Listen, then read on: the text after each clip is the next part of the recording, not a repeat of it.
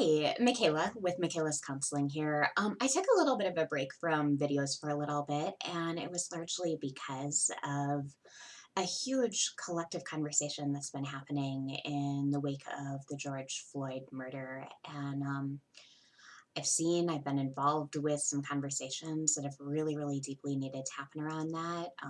Been doing some readings, some webinars, and at the same time, I am nowhere near any kind of expert status to talk as anything besides just human, white person, really just coming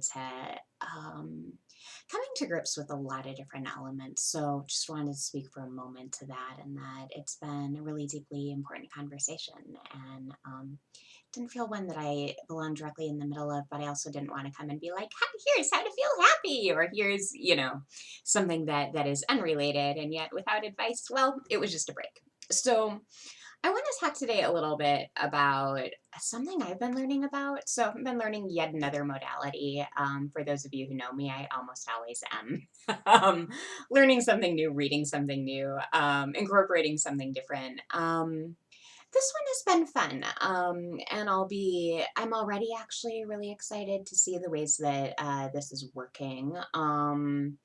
Author of somebody who talks about this would be John Frederickson. He's an author of a book called Living Like You Mean It. He's got a couple other ones for lay people. So here's the really great thing about this way of working and this kind of new model that's being onboarded for me is like I have somatic training, which does teach us to detect tension. It does teach us to try to activate tension because per sensory motor work, that's what leads to acts of triumph. That's what leads people to getting their energy, their mobility back. And so they have a really nice map for like the freeze response, the fawn response, like this way that people submit or they please or they collapse. Sensory motor has a great way of helping them come forward and helping them feel their impulses, whether it's to push, whether it's to reach out, whether it's to punch, right? Um, so that's a great map there. And that's been really fruitful for a lot of clients. And then I've got this other relational modality that's really all about like, can we be together, you and me, and can we pay attention together to the emotions that emerge here between us and the emotions that are emerging in your life? And that's a really lovely approach that has self-disclosure, that is really a huge deviation from this blank screen and like, well, what do you think I'm thinking? Or, so we're much more likely to say, oh, I'm actually feeling a lot of warmth or compassion for you. Or as you're saying this, I'm thinking to a time in my own life that, I think I've maybe felt a similar feeling, but not quite the same thing. Like, tell me more. Is it like this? So it's like very collaborative, and we say the nice stuff that comes into our mind, and we even empathically say the not nice stuff sometimes, and go, gosh, it feels like there's a barrier here. So the question I've been with though is like, what happens when a client comes in who we start talking about the utility of working with the body and working through symptoms, and they sit there and they're like, okay, yeah, fine. But they're not eager, they're not excited. We start to find tension, it goes somewhere else. Then we're into another story, and then we're talking about what they're doing this next week. It can get a little bit defocused. And by the way, really good sensory motor people, I think they're much better at finding and keeping a pretty fine focus. So I'm not going to put this all on the modality either. But what I will say is that there's no really direct way of working it when the collaboration isn't on board. It's more like exploring like what the theories are and that kind of thing. But it can be a little bit slow going.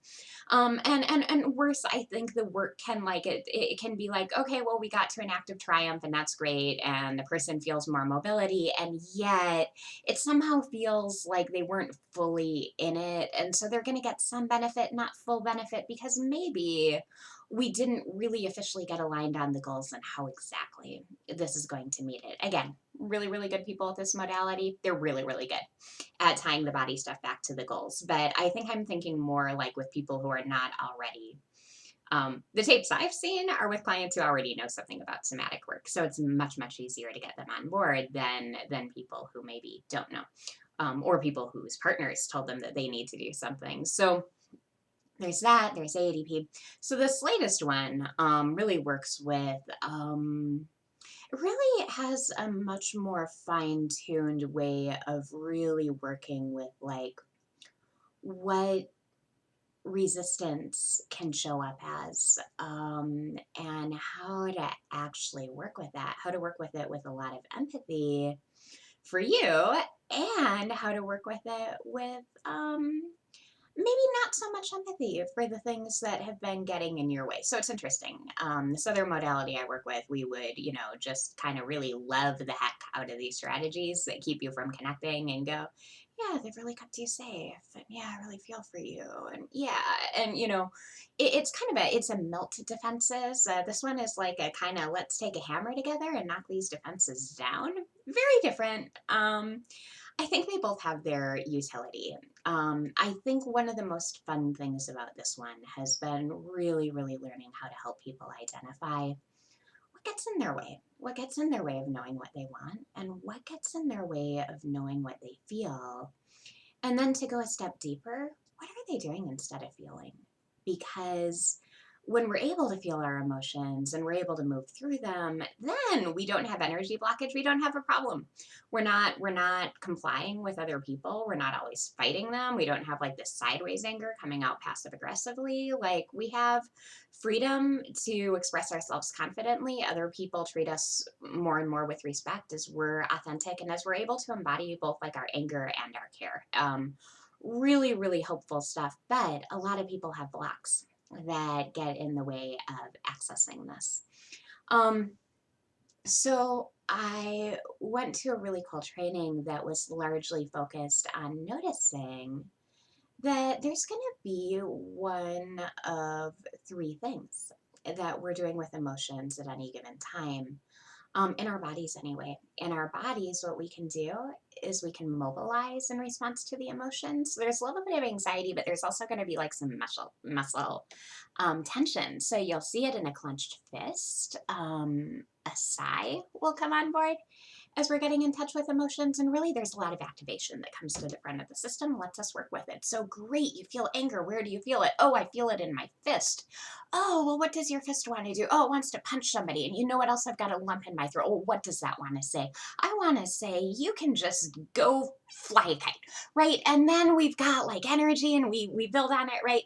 Okay, so there are other things that we can do. There are other things that we usually do if we're in counseling for some kind of block in our lives. We suppress the feeling, and it actually goes like a couple different body routes. This has been kind of a fun new thing for me, is like, so it can go actually into it can go into headaches, it can go into kind of a feeling of confusion.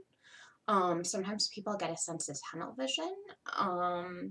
This is part of that kind of thing with disconnecting, disassociating, not feeling quite here. So there's always a feeling that precedes that. The feeling causes some anxiety, and then we got that, oh, I feel kind of spinny or I feel kind of confused.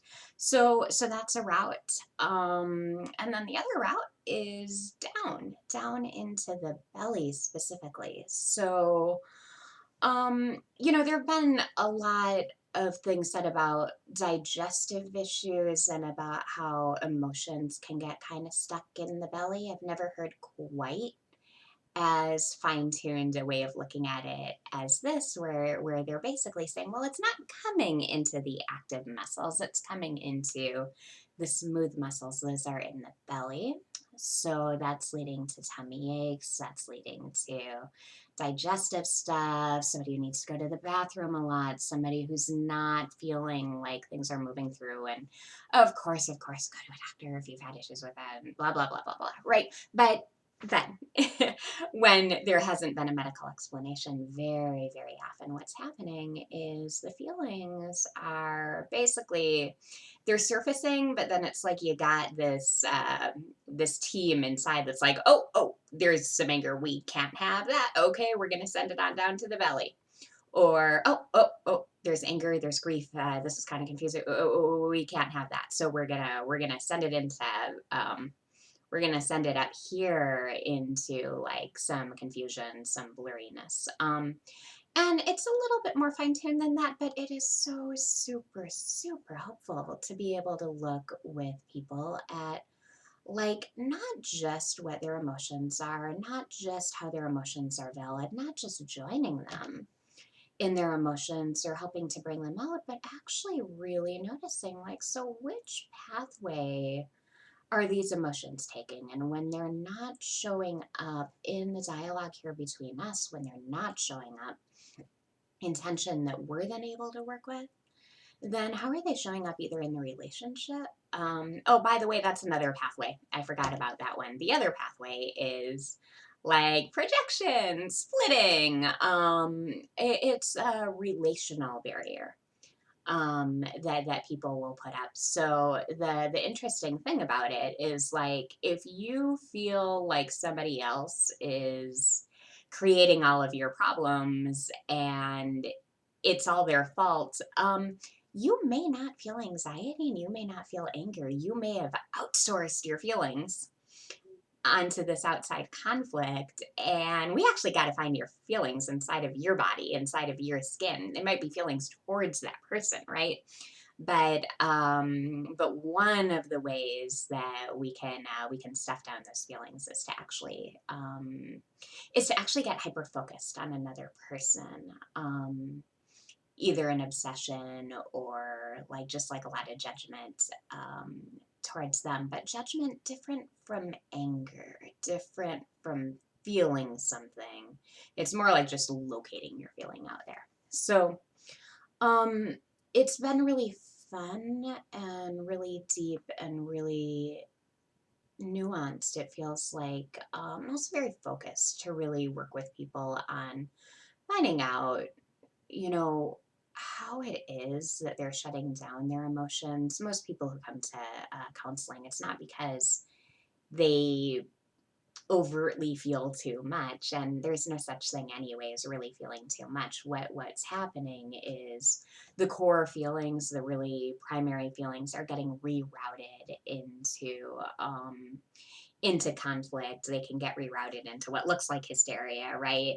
They can get rerouted into a bellyache or a headache, or into interpersonal conflict, right? But so it's really cool to be able to help people to see what it is that they're doing to get in the way of working through their feelings, what it is that they do to get in the way of relationships. And so this latest modality is like really, really great for people who come in without motivation that they're aware of, for being here, who kind of say, I don't know what I'm here for. I mean, you figure it out. You fix it. Like you have the plan and I'm gonna sit over here and chill, okay? And I don't think people ever we would never mean in our self-interest to actually do that. We would never really mean to tell somebody, yeah, I don't recognize that this is a collaboration, but this technique really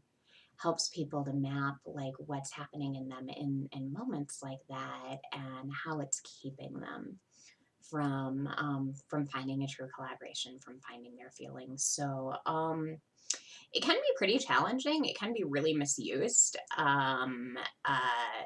Therapists can really anger their clients, and they can go, "Oh, this is so great! I'm helping them unlock their anger," and then I've looked at some transcripts of more, I think, kind of beginner people doing this and going, this is not a breakthrough of anger. This is just that the therapist just, you know, really made them mad. So, so there's a lot to learn. But I'd recommend looking into a book like Co-Creating Change, looking up a name like John Frederickson, Ellen Abbas, some different folks who write about this kind of thing. um, fun new kind of set of tools here. And very, very helpful, I think, for helping people to clarify what their goals are. And if they don't know what their goals are, to know what gets in the way of knowing their goals. And already there's fruitful exploration, and then really working with them on like really coming to a true collaboration with a counselor. And then there are often things that get in the way of a true collaboration, whether it's like being over compliant, whether it's feeling kind of helpless, whether it's feeling adversarial. And so we get to really look at all of that, and we get to decide together, well, I mean, what do we want to do about this? What do you want to do about this? um, and really really work with it that way. So it gets at some pretty deep connection themes very, very quickly. Um, anyway, I feel like this has been kind of my partial sales pitch for just something I've started learning that I'm really excited about. But if there is anything you were going to take from this, I hope there is. I would look maybe see how often when you're struggling, you're experiencing an emotion you can put your finger on.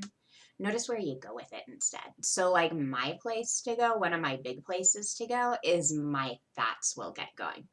So I'll have a feeling, I'll feel angry with somebody, right?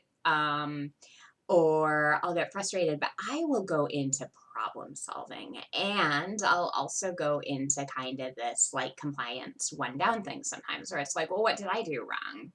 And how do I fix that? Kind of this like idea that if I can be nice enough, then, everything around me will fall into place. And that comes with a cost, because this is operating on the assumption that everybody wants to be nice to everybody. It's operating on the assumption that if something happened that was hurtful to me or that offended me, that it's my job to be nicer, not to be authentic, not to feel the anger, and not to figure out like really how to use that anger to solidify my own sense of me. It just defaults to a lot of nice, and it defaults to a lot of strategy. If we're strategizing, we're thinking, we're not feeling. Um, if we're trying to be nice, now we're doing a relational thing that actually can turn into a relational barrier. People don't know who we are if we're just nice all the time. And the really great thing is I've had a lot of other work that's helped me be a lot less nice. If you look at some of my beginning videos, though, you'll see it. You'll see that that's what I learned growing up. You'll see like wide eyes, and you'll see like a big smile. And um, I'm really grateful to have found, some measure of freedom from that, where actually, looking at me now, like there's some tone to my muscles. I'm active, I'm engaged. I think I'm pretty nice, but I'm more than nice, and I'm conversant with a lot more feelings than nice, which is great because nice is not a feeling. Nice is a strategy.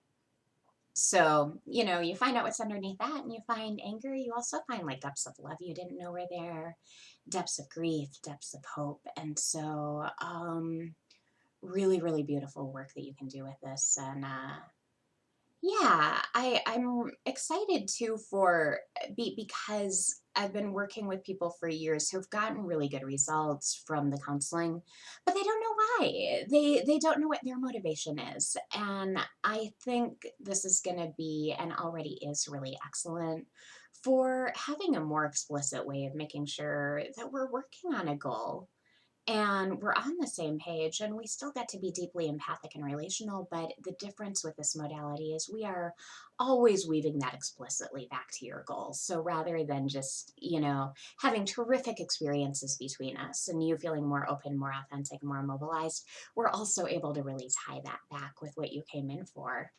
And we're able to work with those moments where there's something blocking us by really looking again at, okay, so you came for this.